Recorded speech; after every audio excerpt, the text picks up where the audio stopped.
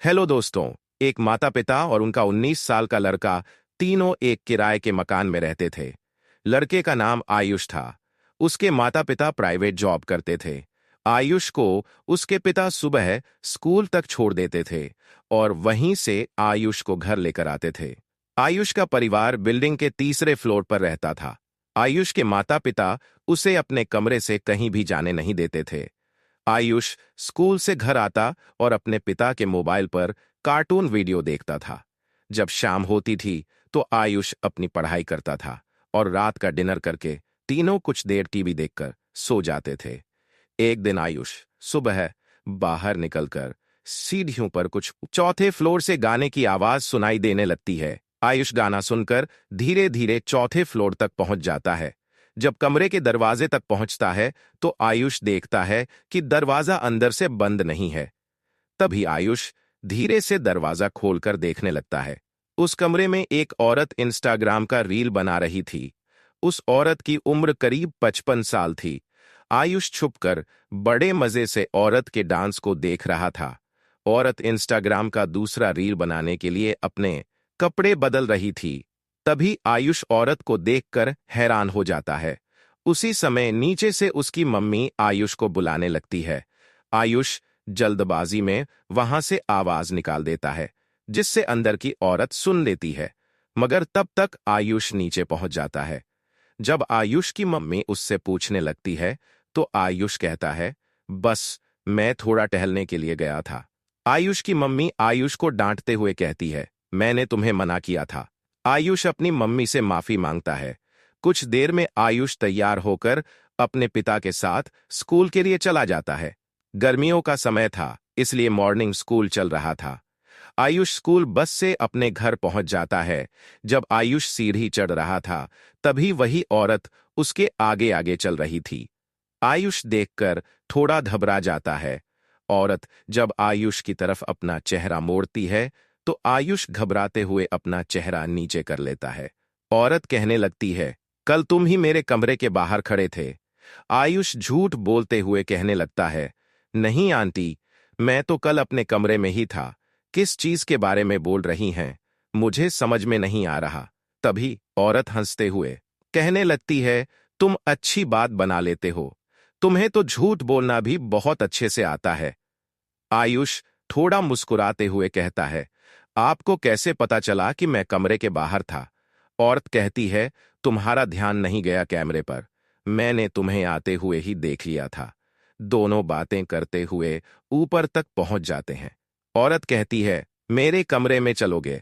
आयुष जाने से इनकार कर रहा था, मगर औरत फिर से कहती है, अरे अभी तो तुम्हारे मम्मी पापा घर में नहीं है। कुछ देर के लिए मेरा कमरा घूम कर आ जाओ, तब तक तुम्हारे मम्मी पापा भी आ जाएंगे। आयुष औरत की बात सुनकर बिना अपने कपड़े बदले औरत के साथ चला जाता है। औरत आयुष को कुर्सी पर बैठा देती है। दोनों के लिए औरत फ्रिज से स्प्राइट की बोतल निकालती है। आयुष को देते हुए कहती है, यह लो, थोड़ा स्प्राइट पी लो, थोड़ा शरीर को राहत मिलेगी। आयुष औरत से पूछने लगता है, आप घर में अकेली रहती हैं? औरत कहती है, अरे क्या करूं, जब से मेरा पति चला गया तब से मैं अकेली ही रहती हूं। औरत अपने कपड़े बदल लेती है और आयुष को अपने बेडरूम में बुलाती है। औरत आयुष को बेड पर बैठाकर पूछने लगती है, तुमने उस दिन क्या क्या देखा? आयुष उस वक्त शर्मा रहा था। फिर से औरत कहती है, मेरे साथ डांस करोगे? आयुष कहता है, मुझे डांस करना नहीं आता। आप डांस करके दिखाइए ना। उस दिन आप बहुत अच्छा डांस कर रही थीं।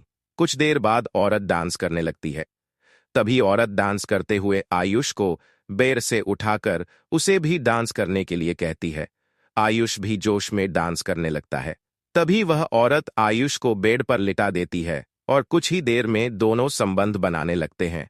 संबंध बनाने के बाद दोनों बेड पर बैठे होते हैं। औरत कहने लगती है, ऐसी खुशी मुझे बहुत दिनों के बाद मिली है। तभी आयुष कहता है, मैं आपका दुख समझ सकता हूं। दोनों बातें कर रहे होते हैं। तभी आयुष की मम्मी कमरे के बाहर से आवाज देने लगती है। औरत आयुष को वहीं बैठने के लिए कहती है। औरत जल्दी से जाकर दरवाजा खोल देती है। आयुष की मम्मी औरत से कहने लगती है, आपने मेरे बेटे को देखा है क्या? औरत झूठ बोलते हुए कहती है, जब मैं अपने कमरे के लिए ऊपर आ रही थी तभी आयुष सीढ़ी से नीचे जा रहा था। आयुष की मम्मी कहती है, उसका तो कोई दोस्त नहीं है, फिर कहाँ जा सकता है? अगर आयुष दिखे तो मुझे बता देना। इतना कहकर आयुष की मम्मी वहां से चली जाती है। औरत आयुष के पास जाकर सब कुछ बता देती है। आयुष बात सुनकर घबरा जाता है, लेकिन औरत कहती है, घबराने की बात नहीं है, तुम्हारे मम्मी पापा को पता नहीं चलेगा। आयुष कुछ देर बाद अपने कमरे चला जाता है। कुछ घंटों बाद उसकी मम्मी वापस अपने कमरे आती है तो आयुष को देखकर कहने लगती है, तुम कहाँ चले गए थे? तुम्हें ढूंढते ढूंढते मैं परेशान हो गई थी। आयुष कहने लगता है, अरे मम्मी मैं तो घर में ही था। तभी आयुष की मम्मी कहने लगती है, देखो तुम कहीं नहीं जाना, क्योंकि मैं अभी फिर से अपने काम के लिए जा रही हूं। तुम्हारे पिता को भी आज आने में काफी समय लग सकता है, इसलिए घर में टीवी देखना और सो जाना। इतना कहने के बाद आयुष की मम्मी काम के लिए चली जाती है। आयुष इस मौके को देखकर तुरंत औरत के कमरे चला जाता है। उस वक्त औरत सोफे पर बैठकर शराब पी रही थी। आयुष को देखकर औरत कहने लगती है, तुम्हारी मम्मी से मुलाकात हुई कि नहीं? आयुष मुस्कुराते हुए कहने लगता है, अरे मैंने तो अपनी मम्मी को बेवकूफ बना दिया। तभी औरत आयुष को शराब की बोतल देते हुए कहने लगती है, यह पियोगे? इसे पीने के बाद बहुत मजा आता है। आयुष पीने से हिचकिचा रहा था, मगर औरत के कहने पर वह पी लेता है। कुछ देर बाद आयुष को औरत पसंद आने लगती है। आयुष उस 55 साल की औरत को पसंद करने लगा था। रोज की तरह जब भी आयुष घर में अकेला होता था तो औरत के कमरे आकर औरत के साथ खूब मस्ती करता था। एक दिन जब आयुष कमरे में नहीं होता है तो उसकी मम्मी उस औरत के कमरे जाकर औरत से पूछने लगती है, मगर औरत आयुष की मम्मी को झूठ बोलती है। तभी आयुष की मम्मी कमरे के अंदर घुसकर इधर उधर देखने लगती है। जब बेडरूम के अंदर जाकर देखती है तो उसका बेटा आयुष बेड पर लेटा हुआ मिलता है। अपने बेटे को देखकर औरत से कहने लगती है, तुमने मुझसे हमेशा झूठ बोला और मेरा बेटा मुझे बेवकूफ बनाता रहा। आयुष की मम्मी आयुष को डांटते हुए कमरे के अंदर लेकर खूब पिटाई करती है। औरत भी वहां पहुंच जाती है। औरत कहने लगती है, अरे जो कुछ भी हुआ बस वह एक गलतफहमी थी। जैसे ही आयुष की मम्मी ऐसी बात सुनती है तो वह और भी ज्यादा गुस्से में हो जाती है। तुम दोनों मजे करोगे और मुझे बेवकूफ बनाओगे। तुरंत ही अपने पति को फोन करके बुला लेती है। आयुष के पिता भी कुछ देर बाद पहुंच जाते हैं।